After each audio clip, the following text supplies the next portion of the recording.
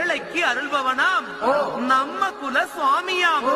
அப்படிப்பட்ட சுவாமி ரொம்ப சிறுசையா, ஆனா சக்தி ரொம்ப பெருசையா.